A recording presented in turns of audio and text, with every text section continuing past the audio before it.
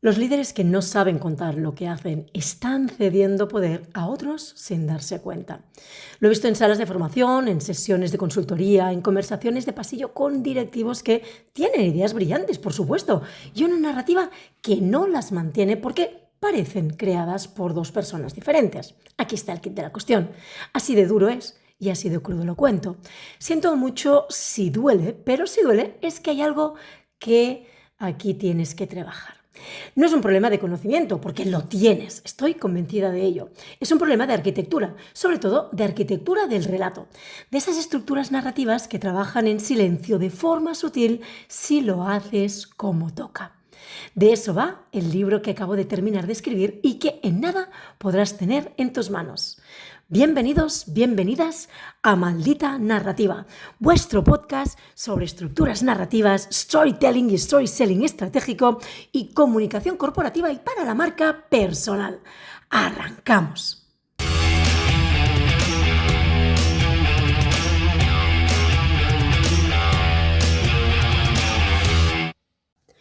Se titula Narrativa para el liderazgo, la arquitectura del relato como herramienta de poder e influencia. Y en algunos capítulos anteriores ya te había mencionado algún detalle. Sale el 19 de agosto en preventa, es decir, el lanzamiento lo hacemos el 19 de agosto, es decir, en 2 días. No es un libro de comunicación ni autoayuda para directivos, tenlo claro. Es un manual estratégico para líderes, para marcas personales y profesionales que entienden que la narrativa es poder y que además quieren aprender a usarla de forma deliberada e inteligentemente. En él encontrarás teoría, casos reales y herramientas prácticas. El tipo de cosas que llevo más de 15 años trabajando con líderes y que hasta ahora solo existían en forma de conversación. ¿Por qué te cuento todo esto? Pues porque necesito que sepas que existe. Y en este capítulo voy a hablarte del contenido. De hecho, me he propuesto dar viva voz a 5 extractos del libro, literales, tal como yo los he escrito y los he plasmado en el papel, para que te des cuenta de la calidad y la cantidad de cosas que vas a poder aprender. Ahora bien, este libro se imprime si llegamos a 150 ventas en la preventa, así de simple. Si no llegamos, no se imprime con la editorial Dashbook, que es quien me ha dado toda la confianza para poder escribirlo y publicarlo con ellos. Normas que hay que respetar, por supuesto. Y no lo digo para crear urgencia, lo digo sobre todo porque es verdad. Y ya sabéis de mi asquerosa y brutal honestidad. Si me conoces, sabes que soy brutalmente sincera. Y me parece que mereces saberlo desde el principio. Si decides comprarlo, no estás solo comprando un libro, estás eligiendo que exista. De hecho, la lista de espera, la lista preferente con acceso prioritario, se está llenando. Si tienes pues alguna duda, lo vas a tener. El enlace para la lista prioritaria, la lista preferente, la vas a tener en el capítulo de hoy. Y podrás acceder un día antes sin compromiso. Es decir, mañana mismo. Los que estén en esta lista se van a llevar además 2 ebooks incluidos con la compra que no estarán disponibles después del lanzamiento. Te cuento otra cosa sorpresa de regalo en los comentarios que vas a tener en esta publicación, pero te lo anticipo. En los libros impresos hay una sorpresa más. De forma aleatoria habrá un golden ticket en 25 libros. Quien reciba ese regalo se lleva una masterclass mía exclusiva que no estará en ningún otro sitio. La he preparado solo para esas 25 personas. Inicialmente eran 20, pero dije, realmente 25 creo que si vamos a llegar a 150, 25 es el número perfecto. Así que, además, tengo que decirte también que vamos a sortear 5 mini auditorías de tu narrativa dentro de la preventa, del lanzamiento, que son 45 días de preventa.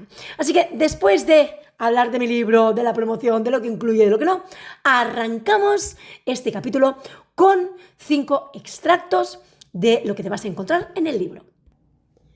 Y no quiero empezar sin mencionar algunos capítulos del índice. Es decir, de este libro que, la verdad, me dijeron, no, es que tiene que tener máximo 200 páginas.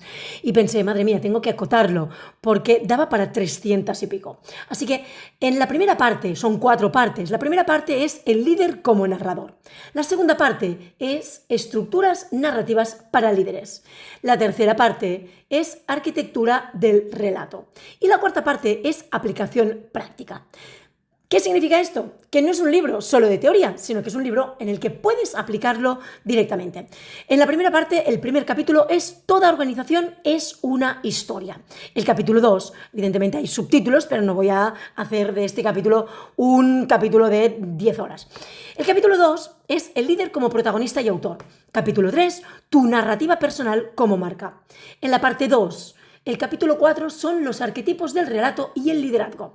Capítulo 5, el viaje del héroe aplicado a las organizaciones. Capítulo 6, tensión, conflicto y resolución, el motor de toda historia. Nos vamos a la tercera parte, arquitectura del relato. En el capítulo 7 vamos a ver cómo construir un relato con impacto. Capítulo 8, narrativa en tiempos de crisis. En el capítulo 9, del dato al relato, cómo dar vida a la información, es decir, data storytelling. En la parte cuarta y última es la aplicación práctica. En el capítulo 10 vas a encontrarte tu historia de marca personal.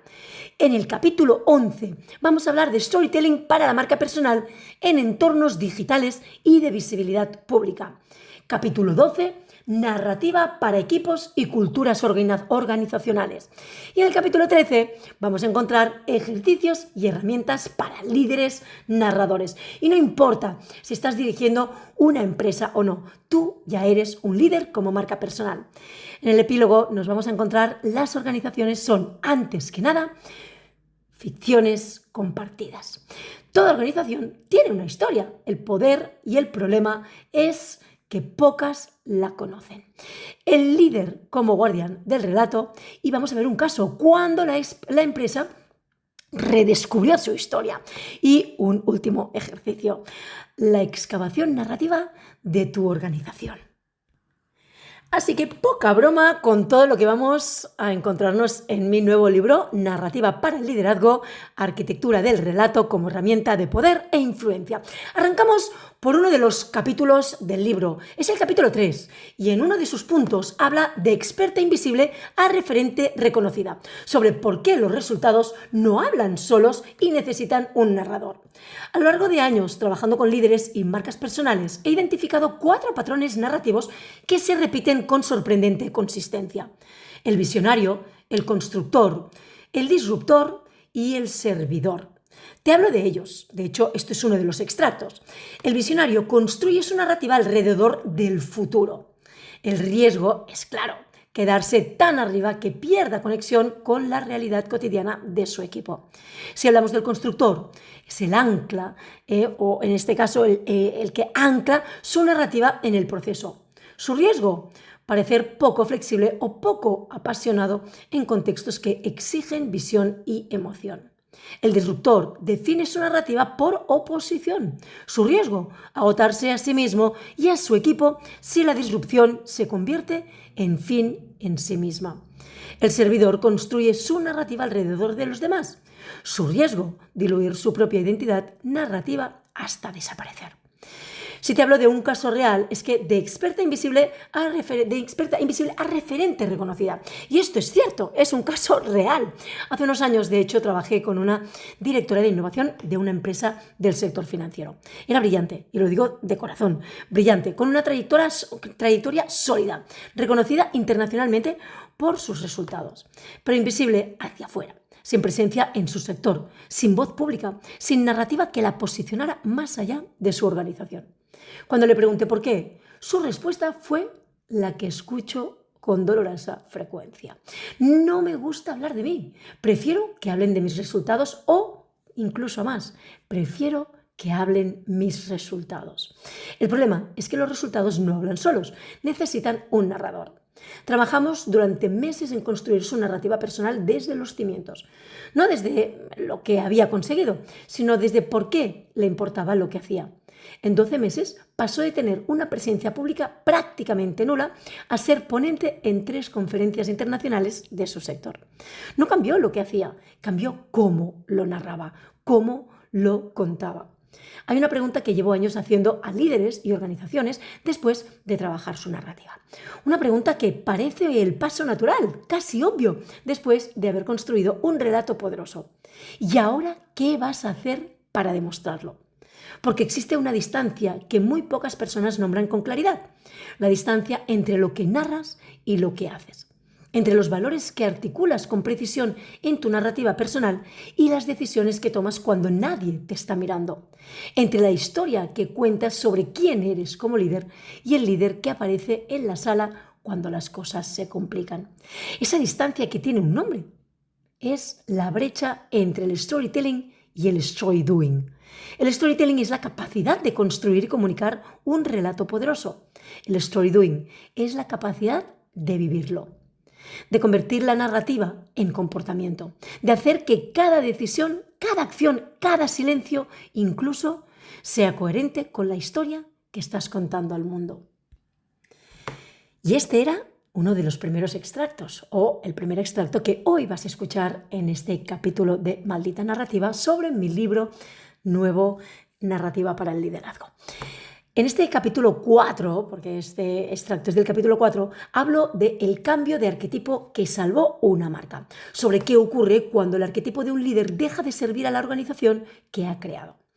Estas no son decisiones de marketing, son expresiones de la identidad narrativa profunda de cada empresa.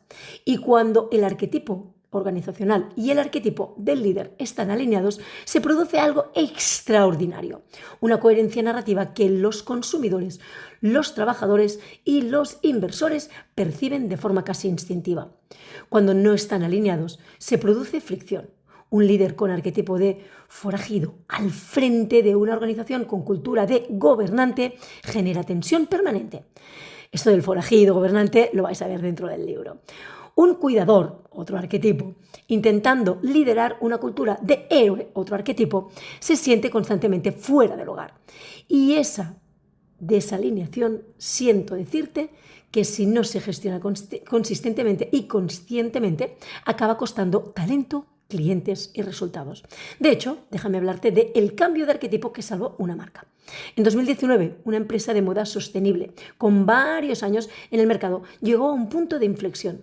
Había construido su narrativa alrededor del arquetipo del héroe. La historia de una fundadora que había renunciado a una carrera corporativa brillante para luchar contra la industria de la moda rápida. Esto es un claro caso de rebeldía inclusive, ¿no? Ese caso de arquetipo del héroe. Un relato poderoso que había funcionado extraordinariamente bien en los primeros años. Pero la empresa había crecido. Ya no era una startup disruptiva. Tenía equipo, procesos, responsabilidades, ya sabes. Todo lo que una empresa o una startup empieza a necesitar cuando va creciendo. Y el arquetipo del héroe, que había sido su motor de arranque, se había convertido en una trampa narrativa. Cada decisión tenía que ser una batalla, cada proyecto una epopeya, cada reto una prueba de resistencia. El equipo estaba agotado. La cultura de esfuerzo heroico permanente había generado una rotación insostenible y la fundadora, atrapada en su propio arquetipo, no veía la salida. El trabajo fue ayudarla a hacer una transición narrativa consistente, es decir, también tenía que ser consciente. Del héroe al creador, sin renunciar a los valores que había construido la marca, pero incorporando una nueva historia. Una historia no de lucha, sino de construcción, no de resistencia, sino de innovación, no de sacrificio, sino de creación colectiva. El cambio no fue inmediato, ni tan siquiera fue sencillo. Reescribir un arquetipo instalado en una cultura organizacional requiere tiempo, consistencia y, sobre todo, valentía. Pero 18 meses después, un año y medio después, la rotación había caído drásticamente. La cultura había ganado en profundidad y la marca había encontrado un nuevo registro narrativo que le permitía crecer sin destruirse a sí misma en el proceso. Los arquetipos no son estereotipos. Los estereotipos simplifican la realidad para reducirla. Los arquetipos la amplifican para revelarla. Cuando un líder encarna un arquetipo de forma auténtica y coherente, no solo comunica mejor, lo que hace es activar en las personas que le rodean respuestas emocionales profundas y casi instintivas. Genera reconocimiento, confianza y también identificación. La investigadora Carol Person, que durante décadas aplicó la teoría arquetípica al liderazgo organizacional, demostró en sus estudios que las organizaciones con una identidad arquetípica clara y coherente generaban hasta un 97% más de valor de marca que las que carecían de ella. Y siento decirte que no es magia, es neurociencia narrativa. El cerebro humano está cableado para responder a patrones de historia reconocibles. En el capítulo 5 tenemos otro extracto de uno de los cachitos de este libro y hablo de una startup en la caverna más profunda, sobre el viaje del héroe aplicado a organizaciones reales y por qué los inversores no invierten solo en números. La Guerra de las Galaxias no triunfó por sus efectos especiales, triunfó porque Lucas había estudiado obsesivamente a Joseph Campbell y había construido, ojito aquí, su historia siguiendo con precisión quirúrgica la estructura del viaje del héroe. Todas las etapas del viaje del héroe orbitan alrededor de una estructura de 3 actos que el propio Joseph Campbell resumió con una elegancia brutal: separación, iniciación, retorno. Un héroe abandona su mundo conocido, cruza un umbral hacia lo desconocido y se enfrenta a pruebas que lo transforman. Regresa convertido en algo distinto a lo que era cuando partió, trayendo consigo algo de valor para su comunidad. Eso es todo, y es suficiente para explicar prácticamente cualquier historia humana de transformación real. De hecho, déjame hablarte de una startup en la caverna más profunda. En 2021 trabajé con el equipo fundador de una startup de tecnología educativa que había llegado al punto más oscuro de su viaje. 2 años de desarrollo de producto, una ronda de financiación que se había agotado más rápido de lo previsto y unos números de adopción que no convencían a los inversores para una segunda ronda. El equipo estaba fracturado narrativamente. Cada fundador contaba una historia diferente sobre qué había salido mal y hacia dónde ir. La narrativa externa, la que llegaba a inversores y clientes potenciales, era incoherente y poco convincente. Y la narrativa interna, la que el equipo se contaba a sí mismo, oscilaba entre la negociación o negacionismo en este caso y el catastrofismo. Negacionismo, también negociación, porque en este caso tenían que negociar entre ellos para ver cuál era la narrativa correcta. Lo primero que hicimos fue mapear el viaje, identificar con precisión en qué etapa estaban, nombrar la caverna como caverna, no como fracaso. Porque la caverna no es el fin del viaje, y aquí está el kit de la cuestión. Es la etapa más difícil antes de la recompensa. Ese reencuadre narrativo fue el primer paso. El segundo fue construir una historia coherente sobre lo que habían aprendido, sobre cómo ese aprendizaje había transformado su comprensión del producto y del mercado, y sobre por qué ese conocimiento los ponía en una posición única para el siguiente capítulo. Consiguieron la segunda ronda 6 meses después, no porque los números hubieran cambiado radicalmente, sino porque la narrativa había cambiado por completo. Y los inversores no invierten solo en números, invierten en historias que creen que van a terminar bien. Conocer esta estructura tiene 3 aplicaciones prácticas e inmediatas: el diagnóstico narrativo, la gestión del cambio narrativo y la construcción de narrativa de marca. De hecho, McKinsey estima que entre el 70% y el 75% de los programas de cambio no alcanzan sus objetivos. Una de las razones principales es la ausencia de una narrativa de cambio que dé sentido al viaje. La recompensa es siempre proporcional a la profundidad de la caverna. Si vamos al siguiente extracto, es en el capítulo 6, sin conflicto no hay historia. La verdad incómoda que la mayoría de líderes pasan su carrera evitando. Permíteme empezar con una verdad que la mayoría de líderes y organizaciones pasan toda su carrera intentando evitar. Sin conflicto no hay historia. Sin tensión no hay transformación. Sin oscuridad no hay luz. De hecho, una de las cosas que suelo decir es que no hay nada que genere más atención que la tensión y el drama. Y hasta aquí la lección de hoy en primero de narrativa explicado en 3 segundos. No, sigo. No es una metáfora poética lo de sin conflicto no hay historia, sin oscuridad no hay luz, sin tensión no hay transformación. Es la mecánica fundamental de cualquier narrativa que funciona. Y también, aunque incomode reconocerlo, es la mecánica fundamental de cualquier liderazgo que deje huella. Los líderes que más temen el conflicto son, paradójicamente, los que más lo generan. Porque el conflicto que no se nombra no desaparece, se instala, se pudre, se enquista y cuando finalmente explota ya no es una herramienta narrativa, es una crisis, es caos. Y aquí tenemos que hablar de por qué el cerebro humano necesita la tensión. La neurociencia lleva décadas estudiando por qué las historias con tensión nos enganchan de una forma que las historias sin conflicto no pueden igualar. De hecho, Paul Zak, neuroeconomista de la Universidad de Claremont, demostró en sus estudios que las historias con arco dramático disparan la producción de cortisol y oxitocina en el cerebro de forma simultánea. El cortisol mantiene la atención. La oxitocina genera empatía y conexión. Y juntos producen compromiso emocional profundo. Las presentaciones sin tensión, los discursos sin conflicto, las comunicaciones corporativas diseñadas para no incomodar a nadie, no solo son aburridas, son neurológicamente ineficaces.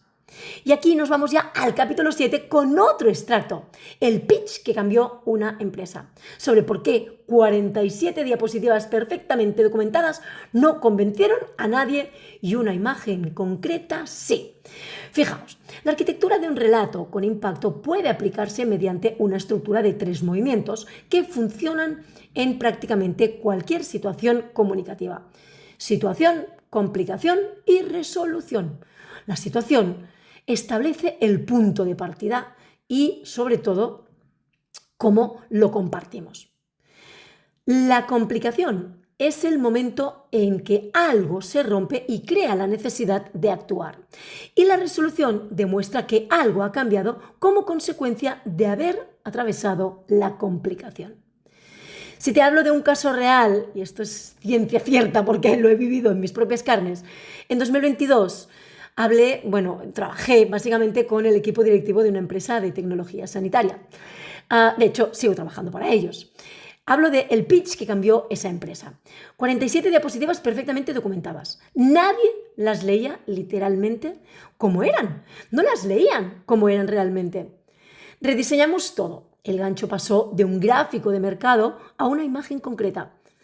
En Ecuador, 340.000 personas reciben cada año un diagnóstico de cáncer. Bueno, en este caso he dicho Ecuador para no decir que es España, pero bueno, ahí voy a dejarlo así, para que no se sepa qué empresa es, porque por el NDA no puedo decir qué empresa es. De hecho, tengo que decir que he trabajado para el sector de la salud y sigo trabajando para el sector de la salud en empresas de España y en empresas de Ecuador y de Colombia. Pero seguimos con esto. Voy a decirlo como lo tengo escrito. El gancho pasó de un gráfico de mercado a una imagen concreta. Me estoy hasta riendo. En España, 340.000 personas reciben cada año un diagnóstico de cáncer. Esto no es de risa. Me reía un poco de lo anterior. No quería decir la empresa, no quería decir que era de España, pero al final termino diciéndolo. La mayoría tarda más de 6 semanas en recibir su primer tratamiento. Nuestra tecnología reduce ese tiempo a 4 días. Consiguieron la financiación, no porque los datos hubieran cambiado, porque cambió la arquitectura del relato que los mantenía. Y si nos vamos ya finalmente al siguiente extracto, vamos a hacer un par más. ¿Vale? Uno es del capítulo 8, cuando el silencio casi destruyó una marca, sobre por qué el silencio estratégico tiene fecha de caducidad. Y es que existe un momento en la vida de todo líder en el que la narrativa deja de ser una herramienta de comunicación y se convierte en una cuestión de supervivencia. No es una metáfora. Cuando una organización entra en crisis, lo primero que colapsa no son los procesos ni las finanzas, ni tan siquiera la reputación. Lo primero que colapsa es el relato. La historia que sostenía o que mantenía la identidad colectiva, que daba sentido al esfuerzo, que justificaba las decisiones del pasado y señalaban el camino hacia el futuro, de repente ya no funciona. Ya no explica lo que está ocurriendo. Ya no convence a nadie. Y en el vacío narrativo que deja ese colapso, otros relatos empiezan a crecer. El relato del miedo, el relato de la traición, el relato del fin. del final. El líder que entiende esto tiene una ventaja decisiva. No porque pueda controlar lo que ocurre, sino porque sabe que su trabajo más urgente en una crisis no es resolver el problema técnico, es mantener el relato mientras el problema se resuelve. En la era de las redes sociales, el silencio estratégico tiene una fecha de caducidad de aproximadamente 4 horas. Cuando colapsa, arrastra con él no solo la credibilidad sobre la crisis específica, sino la credibilidad general del líder. Cuando el silencio casi destruye una marca. Quiero hablarte de esto. En 2018, una empresa de alimentación fue señalada en redes sociales por un vídeo que molestaba a mucha comunidad y a mucha audiencia. De hecho, mostraba condiciones de trabajo deficientes. El vídeo se viralizó en menos de 6 horas. La respuesta inicial de la dirección fue el silencio. Los asesores jurídicos recomendaron no pronunciarse hasta verificar todos los hechos. En esas 48 horas, la narrativa la construyeron otros. El coste fue devastador. Caída del 23% en ventas en el trimestre siguiente. 48 horas de silencio costaron 2 años de reconstrucción. Y finalmente quiero hablarte del informe que nadie leía, sobre cómo un informe de 180.000 euros al año pasó de acumular polvo a cambiar una estrategia. El data storytelling no es manipulación de datos, es exactamente lo contrario. Es la práctica rigurosa de hacer explícita la historia que los datos ya contienen, con honestidad intelectual y propósito comunicativo claro. El informe que nadie leía y la historia que cambió una estrategia. Una empresa del sector del retail producía un informe trimestral de comportamiento del consumidor que costaba 180.000 euros anuales. El informe tenía 80 páginas. Estaba impecablemente documentado y era citado ritualmente. Nadie lo leía de verdad, lógicamente. Y, tachán, tachán, ahí se queda a medias este caso, porque prefiero terminar aquí con estos 25 minutos de capítulo de hoy, habiendo intentado mostrarte un trocito de lo que te vas a encontrar en este libro nuevo. En Narrativa para el liderazgo, arquitectura del relato como herramienta de poder e influencia. Son casos documentados, no me estoy inventando nada. Algunos son genéricos, algunos son casos reales que yo he vivido en primera persona y otros son casos que yo ya he estudiado. Verás que en algunos casos no puedo mencionar la marca. ¿Por qué? Pues básicamente porque hay una NDA, un contrato de confidencialidad y que no puedo mencionarlos. En algunos casos verás que sí los menciono porque me han dado ese consentimiento explícito y además por escrito. Así que las cosas son como son porque las hacemos de la forma que las hacemos y las comunicamos de la forma que las comunicamos. Te repito lo que te he dicho al principio. Mañana se abre la preventa para la lista preferente de mi libro Narrativa para el liderazgo. Aunque hablemos de liderazgo, todos sois líderes, incluso las marcas personales consolidadas y los emprendedores que ya queréis trabajar en ello. Así que lo único que te pido es que leas sobre todo todos los detalles, las ventajas y de qué va este libro, para que mañana puedas estar en la lista preferente y lo puedas comprar un día antes que el resto del mundo, donde el 19 de agosto voy a abrir la preventa para todos. ¿Eres de fuera de España? No te preocupes. El libro llega a todo el mundo. Si realmente tienes ganas de aprender, de aplicar y de mejorar tus estructuras narrativas, tu comunicación de marca personal o corporativa, este es el libro que te hace falta en tu biblioteca. Un abrazo a todos y ojalá os vea pronto teniendo mi libro nuevo en vuestras manos. Me encantará escucharos, leeros y sobre todo compartiendo ese conocimiento. Esto ha sido Maldita Narrativa y soy Elia Guardiola. Hasta el próximo capítulo.